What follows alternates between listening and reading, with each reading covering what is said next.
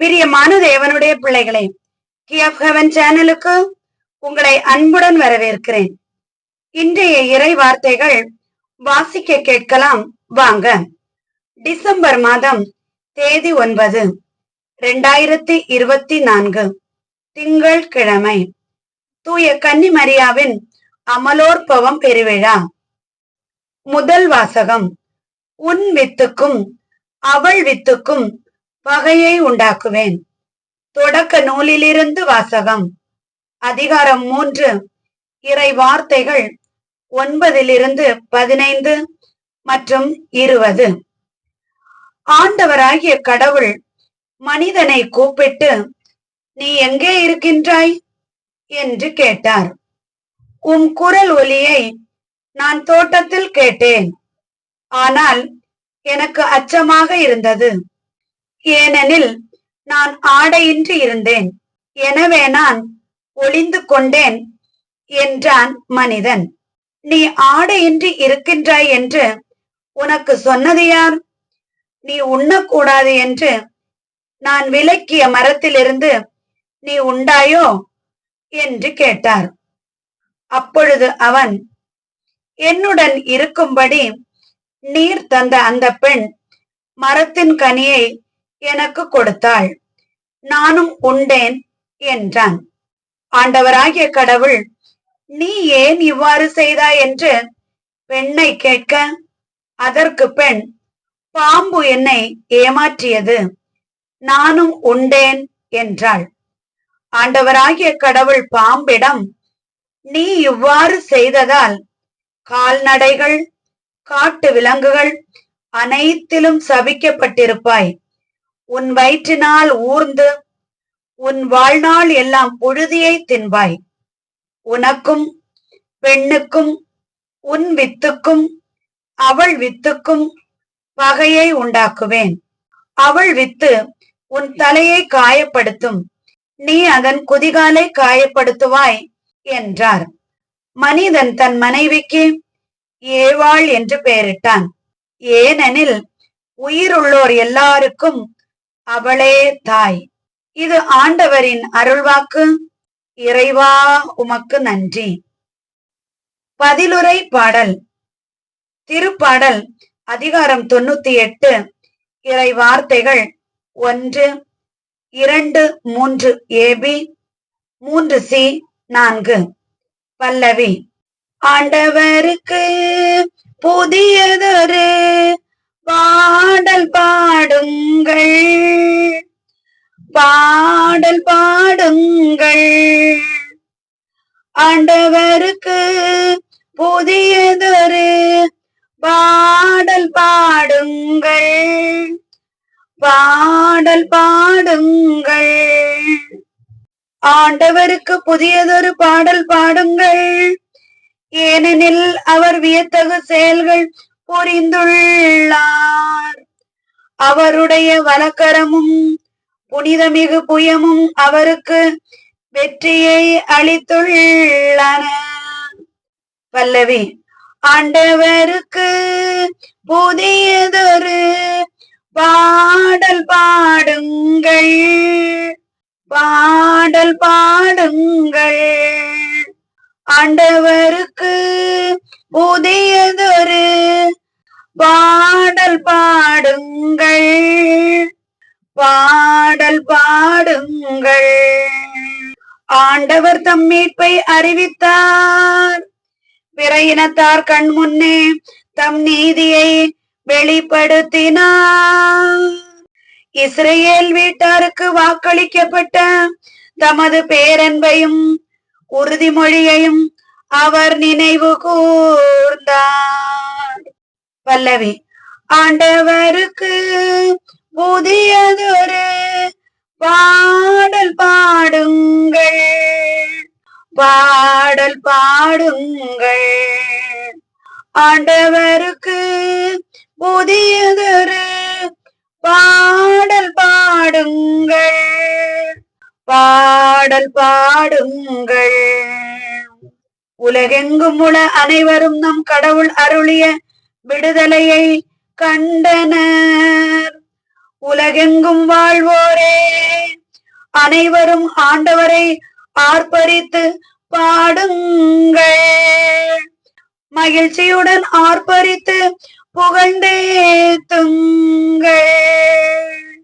பல்லவி. ஆண்டவருக்கு புதியதொரு பாடல் பாடுங்கள், பாடல் பாடுங்கள். ஆண்டவருக்கு புதியதொரு பாடல் பாடுங்கள், பாடல் பாடுங்கள். இரண்டாம் வாசகம். உலகம் தோன்றுவதற்கு முன்னே கடவுள் நம்மை கிறிஸ்து வழியாக தேர்ந்தெடுத்தார். திருத்தூதர் பவுல் எபேசியருக்கு எழுதிய திருமுகத்திலிருந்து வாசகம். அதிகாரம் 1, இறை வார்த்தைகள் 3-6 வரை மற்றும் 11-12 வரை.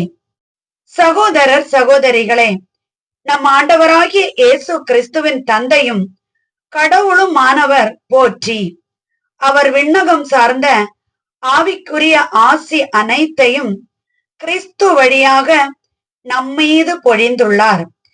நாம் தூயோராகவும் மாசற்றோராகவும் தம் திருமுன் விளங்கும்படி உலகம் தோன்றுவதற்கு முன்பே கடவுள் நம்மை கிறிஸ்து வழியாக தேர்ந்தெடுத்தார். அவர் நம்மை இயேசு கிறிஸ்துவின் மூலம் தமக்கு சொந்தமான பிள்ளைகளாக்கி கொள்ள அன்பினால் முன்குறித்து வைத்தார். இதுவே அவரது விருப்பம், இதுவே அவரது திருவுளம். இவ்வாறு தம் அன்பார்ந்த மகன் வழியாக நம்மீது ஒப்புயர்வற்ற அருளை பொழிந்தருளியதால் அவரது புகழை பாடுகிறோம். கடவுள் தமது திருவுளத்தின் திட்டத்தின்படி அனைத்தையும் செயல்படுத்தி வருகிறார். அவரது தீர்மானத்தால் நாம் முன்குறிக்கப்பட்டு கிறிஸ்து வழியாய் அவரது உரிமை பேற்றுக்கு உரியவரானோம். இவ்வாறு கிறிஸ்துவின் மேல் முதலில் நம்பிக்கை வைத்த நாங்கள் கடவுளுடைய மாட்சியை புகழ்ந்து பாட வேண்டுமென அவர் விரும்பினார். இது ஆண்டவரின் அருள்வாக்கு. இறைவா, உமக்கு நன்றி. நற்செய்திக்கு முன் வாழ்த்தொலி. லூக்கா அதிகாரம் 1, இறை வார்த்தை 28. ஆ ஆ ஆ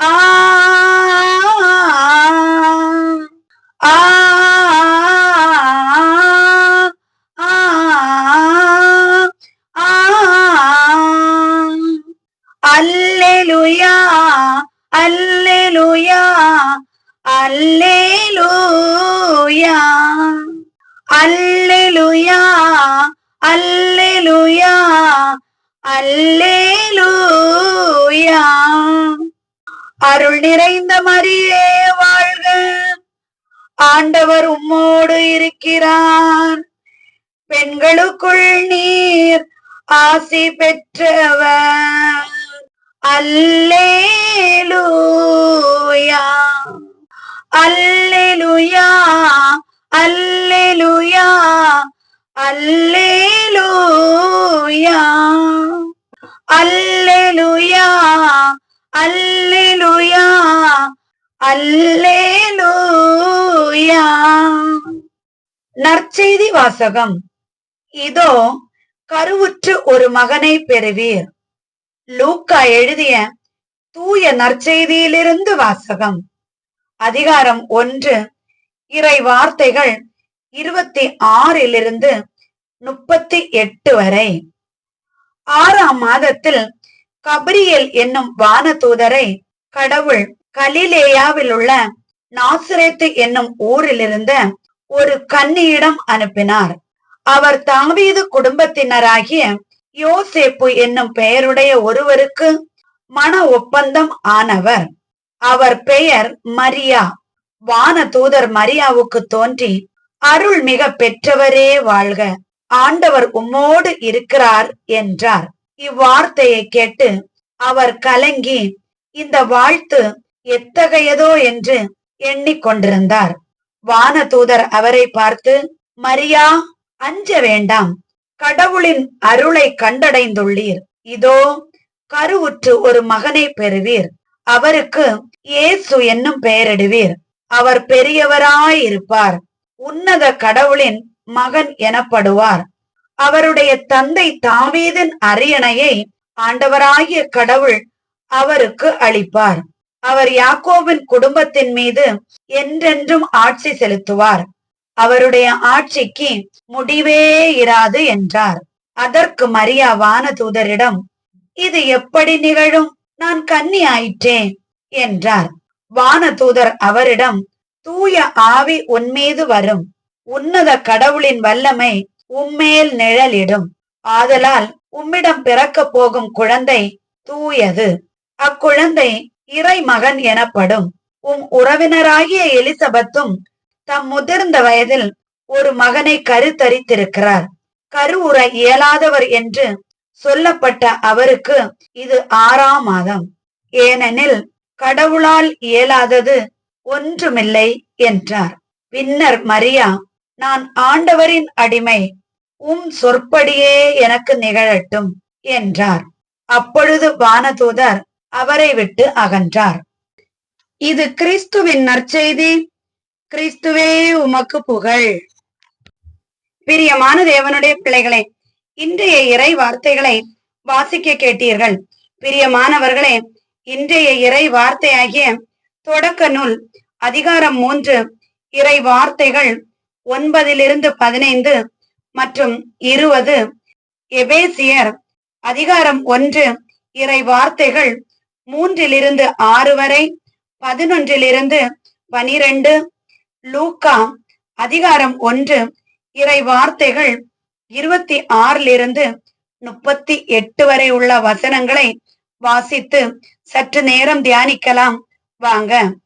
இந்த இறை வார்த்தைகளை நான் வாசித்த போது 3 தலைப்புகள் எனக்கு இதில் தென்பட்டது. பிரியமானவர்களே, முதலாவதாக பாவத்தின் விளைவும் கடவுளின் திருப்பணியும்.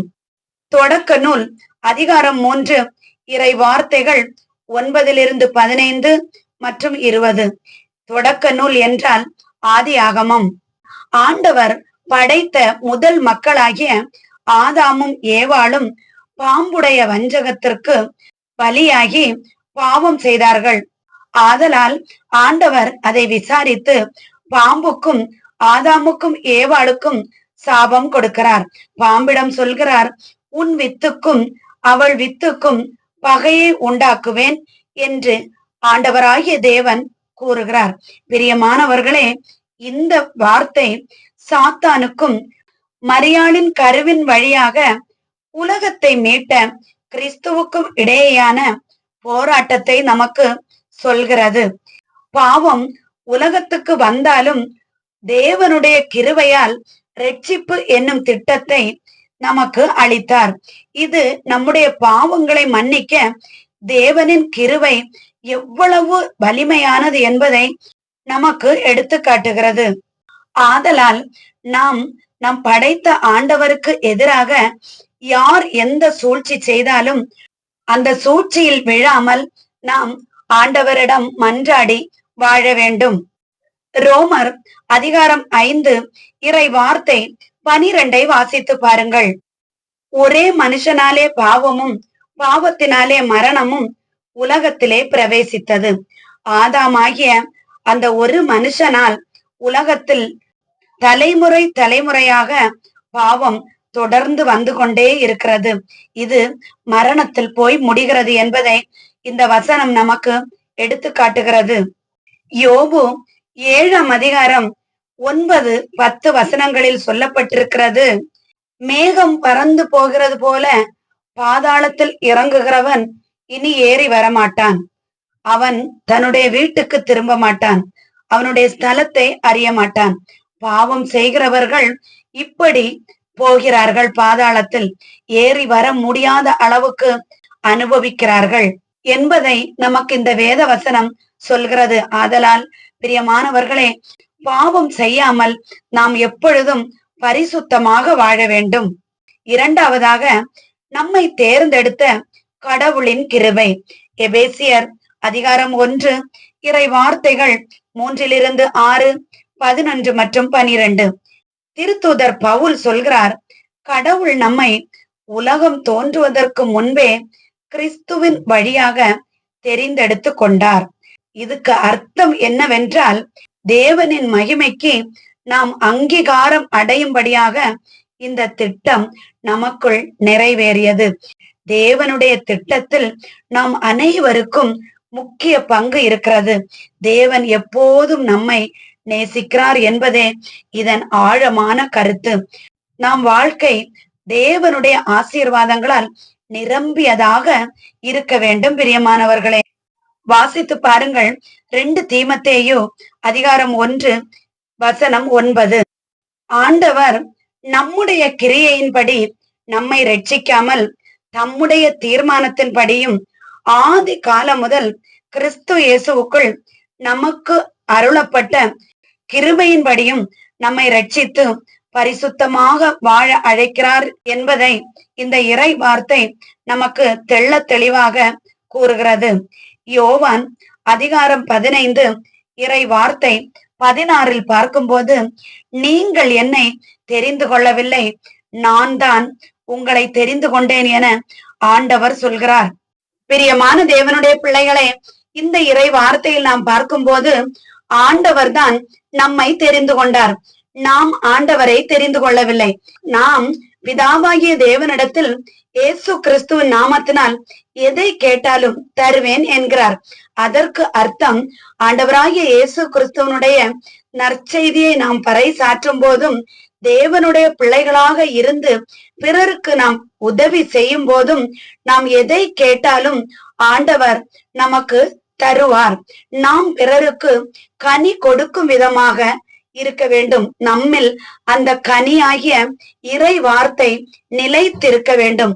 அப்போதுதான் நம் ஆண்டவர் நம்மோடு நிலைத்திருப்பார். இதையே இந்த இறை வார்த்தை நமக்கு அறிவுறுத்துகிறது. மூன்றாவதாக, தேவனுடைய சித்தத்தை நிறைவேற்றிய மரியாள். லூக்கா அதிகாரம் 1 இறை வார்த்தைகள் 26 38 வரை உள்ள வசனங்களில் நாம் பார்க்கும்போது, இயேசு கிறிஸ்துவின் பிறப்பு செய்தியை கொண்டு கேப்ரியல் தூதர் மரியாளை சந்திக்கிறார். இதோ கருவுற்று ஒரு மகனை பெறுவீர் என்று சொல்கிறார். இந்த அறிவிப்பு மிக பெரிய வரலாற்று திருப்புமுனையாகும்.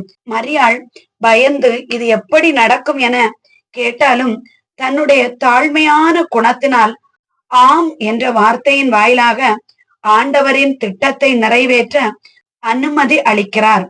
பிரியமானவர்களே, இது தேவனுடைய ஒவ்வொரு திட்டத்திற்கும் நம்முடைய உடன்படிக்கை முக்கியமானது என்பதை கற்றுத்தருகிறது. நாம் நம்முடைய தேவனின் சித்தப்படிதான் நடக்க வேண்டுமே தவிர, நமக்கு இஷ்டப்படி நாம் எதிலுமே நடக்க கூடாது என்பதை நமக்கு அறிவுறுத்துகிறது. மத்தேயு 1:21 கூறப்பட்டுள்ளது, அவள் ஒரு குமாரனை பெறுவாள், அவருக்கு இயேசு என்று பெயரிடுவாயாக. அவர் தமது ஜனத்தின் பாவங்களை நீக்கி அவர்களை ரட்சிப்பார். ஆண்டவராகிய இயேசு கிறிஸ்து பிறந்ததே நம்முடைய பாவங்களை ரட்சிப்பதற்காக. கலாத்தியர் அதிகாரம் 4 இறை வார்த்தைகள் 4-5 வாசிக்கும் போது, நாம் புத்திர சுவிகாரத்தை அடையும்படி நியாய பிரமாணத்திற்கு கீழ்ப்பட்டவர்களை மீட்டுக் கொள்வதற்காக காலம் நிறைவேறின போது ஸ்திரீயினிடத்திற்கு பிறந்தவரும் நியாய பிரமாணத்திற்கு கீழானவருமாகிய தம்முடைய குமாரனை தேவன் அனுப்பினார். இதிலிருந்து நாம் என்ன தெரிந்து கொள்ள வேண்டும் என்றால், நமக்காக பிறந்த ஆண்டவராகிய இயேசு கிறிஸ்துவை நாம் அறியாமையால் அவரை ஒப்பு கொடுத்து கொலை செய்ய வைத்தோம். ஆனால் அவர் நமக்காகவே, நம்மை ரட்சிப்பதற்காகவே மீண்டும் வரப்போகிறார். இனி நாம் தவறு செய்யக்கூடாது. நாம் அவருக்காக காத்திருக்க வேண்டும். யோவான் 4:24 சொல்லப்பட்டிருக்கிறது, தேவன் ஆவியாய் இருக்கிறார், அவரை ஆவியோடும் உண்மையோடும் ஆராதிக்க வேண்டும். பிரியமானவர்களே, நாம் எப்பொழுதும் தேவனை உண்மையோடு நேசிக்க வேண்டும். மத்தேயு 4:4 சொல்லப்பட்டுள்ளது, மனிதன் அப்பத்தினால் மட்டுமல்ல, தேவனுடைய ஒவ்வொரு வார்த்தையாலும் வாழ்வடைவான். என சொல்லப்பட்டிருக்கிறது. நம்முடைய தேவனுடைய ஒவ்வொரு வார்த்தையினாலையும் நாம் வாழ்வடைவோம். நம்முடைய வாழ்க்கை மாற்றமடையும். கலாத்தியர் 5:22-23 வாசித்து பாருங்கள். நாம் ஆவியின் கனிகளில் வாழ வேண்டும். ஆவியின் கனிகளில் வாழ்ந்தால் நமக்கு ஆண்டவருடைய கிருபை நிச்சயம். 1 தெசலோனிக்கேயர் 5:17 சொல்லப்பட்டுள்ளது, இடைவிடாமல் ஜெபியுங்கள். பிரியமானவர்களே, விழித்திருந்து ஜெபிக்க வேண்டும், இடைவிடாமல் ஜெபிக்க வேண்டும். ஆண்டவர் நமக்கு கிருபை செய்வார். ரோமர் 12:2 சொல்லப்பட்டிருக்கிறது, நீங்கள் இந்த உலகத்திற்கு ஏற்ற வேஷம் தரிக்காதுங்க. தேவனுடைய நன்மையும் பிரியமும் பரிபூரண சித்தமும் இன்னதென்று பகுத்தறியத்தக்க உங்கள் மனம் புதிதாகிறதுனாலே மறுரூபமாகுங்கள். பிரியமானவர்களே, நன்மை எது தீமை எது என்பது நமக்கு தெரிந்து கொள்ள வேண்டும். நம் ஆவியில் உண்மை உள்ளவர்களாக புதிதாக மறுரூபமாக வேண்டும். ஆண்டவருக்குள் மனமாற்றம் அடைய வேண்டும். இதற்காக நாம் செய்ய வேண்டியது ஒன்றே ஒன்றுதான். நான் என்றைக்கும் எப்பொழுதும் கூறுவது, விழித்திருந்து ஜெபிப்போம், இடைவிடாமல் ஜெபிப்போம். ஸ்தோத்திர பலிகளை சொல்லுங்கள், ஆண்டவரை மகிமைப்படுத்துங்கள். கர்த்தருக்குள் எப்பொழுதும் மகிழ்ச்சியாய் இருப்போம். கிறிஸ்தவர்களாக அல்ல, கிறிஸ்துவுக்குள் வாழ்வோம். ஆண்டவர் இந்த ஒவ்வொரு வார்த்தைகளின் வாயிலாக நாம் ஒவ்வொருவரையும் ஆசீர்வதித்து காத்து ரட்சித்து வழி நடத்துவாராக. ஆமேன். என்றும் அன்புடன் லைலா ஜேசுபாலன்.